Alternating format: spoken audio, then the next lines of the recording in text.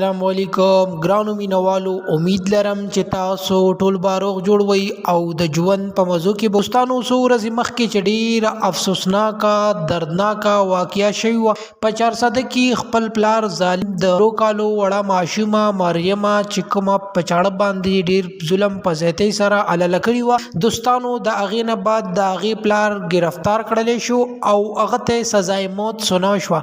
دوستانو د هغې پلار اوس په جیل کې دی او په جیل کې تازه خبر مخې ته راغلی دی او د مریم ماشومې پلار تازه بیان ورکړی دی. نو دوستانو دا بیان کې څه ویلي دا به تاسو سره موږ په دې ویډیو کې شریکو. زموږ ویډیو در سره تر اخره وګورئ چې د مکمل معلومات نه خبر شئ چې آیا د مریم ماشوم پلار کومې خبرې کړي او د خلکو نه او د حکومت نه څه غوښتنه کړې ده. دوستانو ویډیو کتو نه مخکې که تاسو زموږ په دې چینل کې نوي وئ نو زموږ د چینل مخه در سره ضرور سبسکرایب کړئ چې زموږ کومه نوې ویډیوګانې راځي چې هغه تاسو ته په اسانۍ سره در رسي او د دې سره د ټلۍ نشانه مو چې تاسو د تازه معلومات نه زر تر زره خبرېږئ. پښتانو څو ورځې مخکې چې ډېره افسوسناکه دردناکه واقعه شوې وه چې مریم ماشومه خپل پلار ظالم په بېدردۍ سره قتل کړي او دوستانو په دې وجه یې قتل کړي وه چې دا زما ناجایزه اولاد دی، مطلب دا چې دا زما لور نه دی بلکې دا د بل چا نه شوي دی او زما ښځې د بل چا سره غلط کار کړی دی.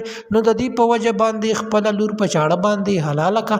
حالانکه بې د دې نه بعد پولیس دا ګرفتار کړو او د دا ومنله چې آیا دا دومره ظلم او زیاتۍ ما کړی او ما خپله لور په چاړه باندې حلاله کړې دی.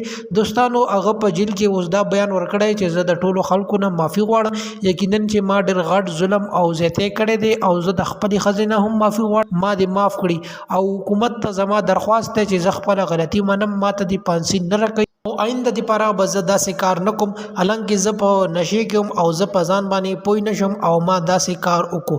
یقینا چې دوستانو ډېر غټ ظلم او زیاتۍ کړی دی نو دته دې خامخا پانسي میلاو شي. د حکومت نه زموږ دا درخواست دی چې دته دې خامخا پانسي ورکړلی شي. دوستانو که تاسو زموږ ویډیو خوښه شوي نورو معلوماتي ویډیوګانو دپاره د چینل مخه در سره ضرور سبسکرایب کړئ. ډېره مننه، شکریه، د الله په امان.